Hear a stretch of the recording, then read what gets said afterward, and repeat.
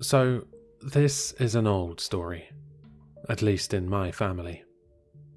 It's the kind of story that gets told when you're old enough, at Christmases and birthdays.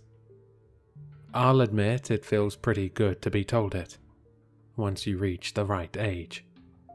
It's like you've been let into some kind of big secret the rest of the family share in hushed tones. I won't claim it to be particularly scarier than anything you've ever heard before.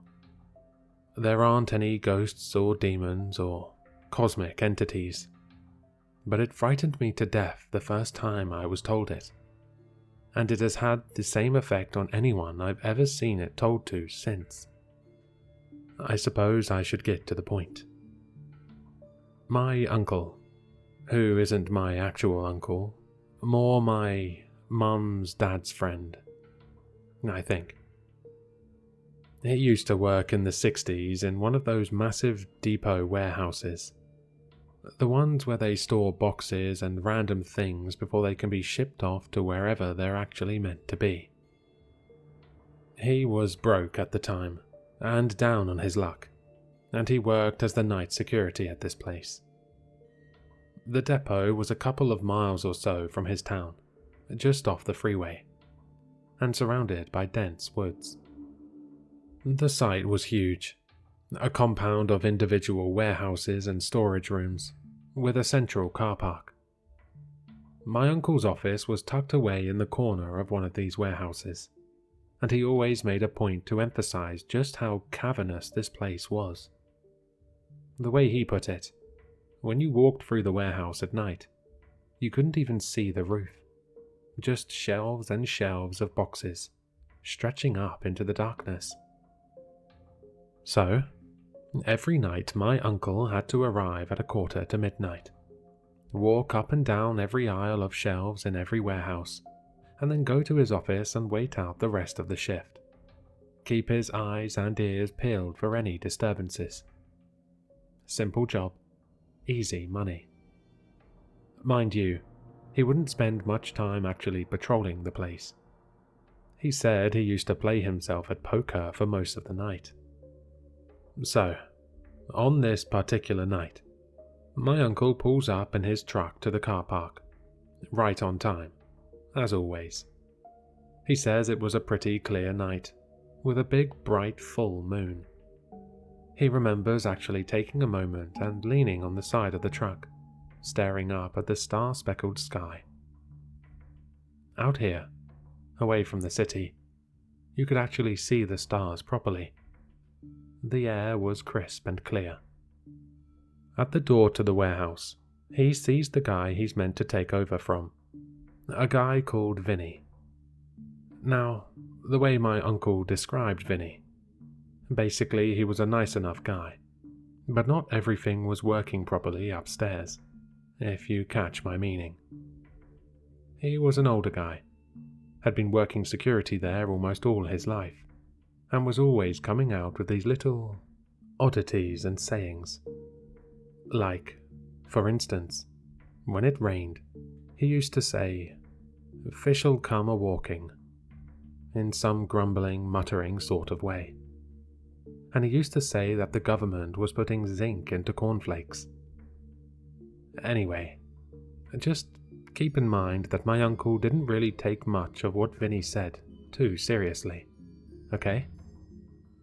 So my uncle walks up to Vinnie, and he just says, "Hey Vinnie, a good night," or whatever.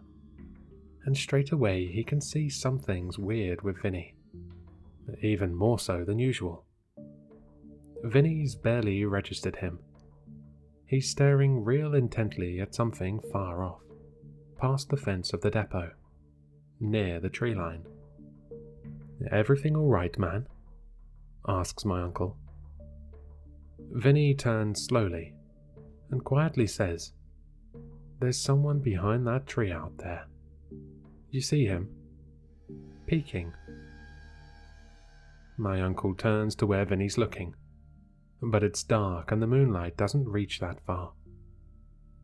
"Look, he's peeking. Peeking at us." Vinnie's words gave my uncle some serious heebie-jeebies. So much so that he actually gets a bit pissed off. Like, he's annoyed at the guy for scaring him right at the start of his night shift. He tells Vinnie to knock it off, and Vinnie's off anyway, shuffling over to his car. My uncle peers again at the trees, and still sees nothing. He brushes Vinnie off as either paranoid or senile, or both. He walks inside, through that cavernous warehouse, and starts his patrol. There were 6 warehouses, and each warehouse had aisles, A through to Z. I'm not going to do the math for you, but that's quite a lot of aisles to cover. My uncle goes through all of them, only his torch to light the way. But by now he's used to it. There's nothing amiss. He goes back to his little office, and he switches on the radio and starts playing cards with himself. He spends a few uneventful hours like this. At about 3 in the morning, there's suddenly a deafening clang in the distance. My uncle jumps about a foot in the air, and he can tell the sounds come from the other side of the warehouse. It sounded like a heavy box, or even an entire shelf, had fallen over. Or being pushed, is the thought that he ignores. My uncle says he can remember the exact song which came on the radio at that moment. Tiptoe Through the Tulips by Tiny Tim. Now, if you know that song, then you know how fucking unbelievably creepy it is.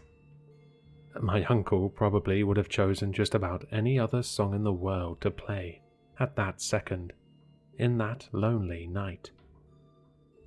Despite absolutely, categorically not wanting to step out of his safe little office, my uncle knows it is his job to go and check that sound out. As he steps out of the office, into the warehouse, he can hear that song trailing after him. Tiptoe Through the Tulips with me. The words follow him as he reluctantly makes his way down aisle A, where he finds nothing wrong. He moves left and turns up aisle B, where, again, nothing is out of place. He repeats this process, making his way up and down the aisles by flashlight, looking for what caused that clanging noise. It's about this moment that Vinnie's words from earlier in the night come back to him. Again, horrendous timing for my uncle. I'm guessing he was just about ready to shit a diamond. He gets to aisle T, and he points his flashlight down the end. And, at first, he thinks everything's fine in this aisle as well.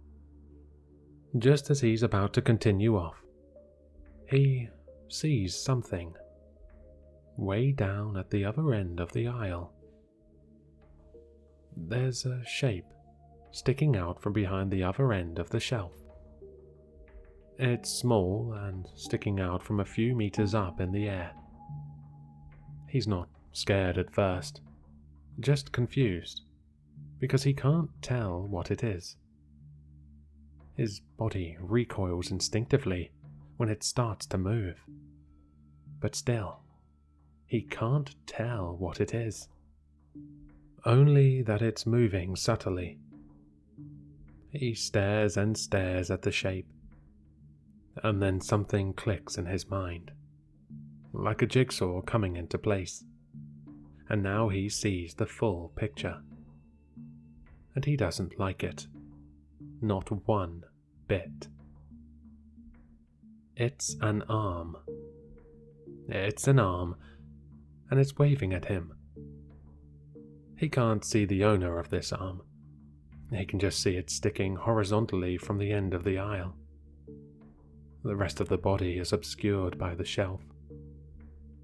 It's waving very slowly, moving up and down, in an exaggerated, almost cartoonish fashion.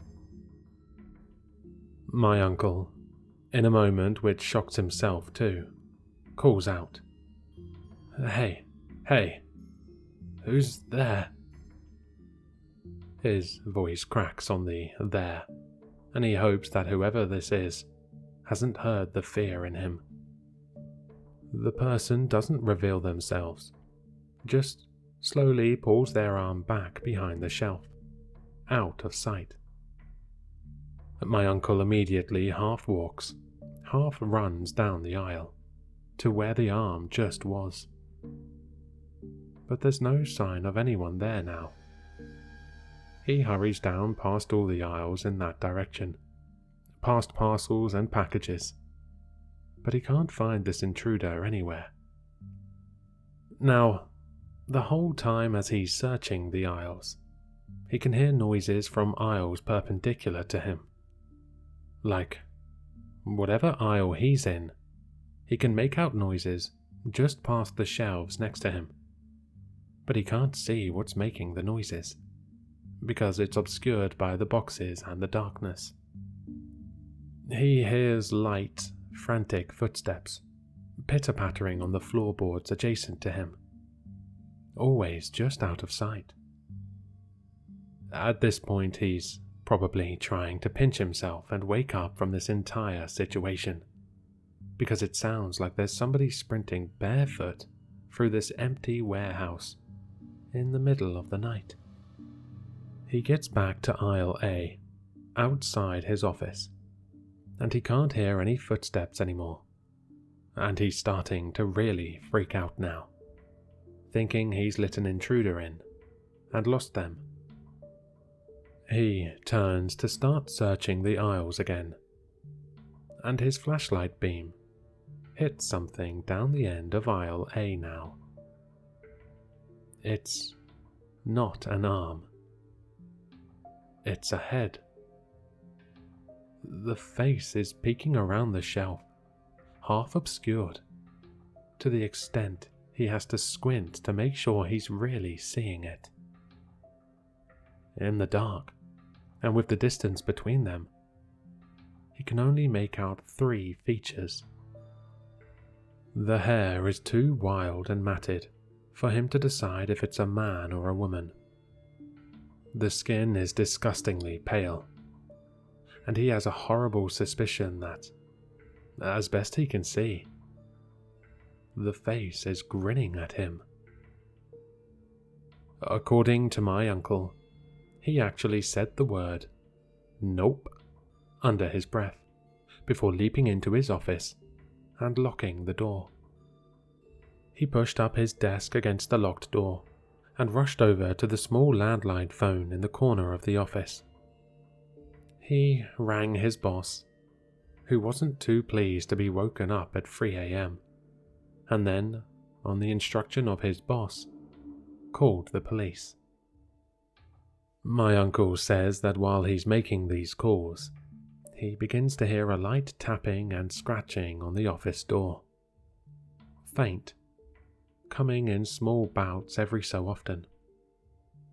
He described as not like someone trying to get in, just someone letting him know that they were there. The cops arrived and searched the depot, and found nobody. Then more police were called, and more. The place was shut down for weeks. That's because of what they found in one of the large boxes. One which had fallen out of place into the middle of aisle Z. There was a small note, which read in neat, cursive handwriting, "I have no mouth, yet still I bite. I have no nose, but I can smell. I'll frolic when the moon is bright. You'll frolic with me, down in hell." Nestled alongside was a decomposing arm and a decapitated head. My uncle quit the next day.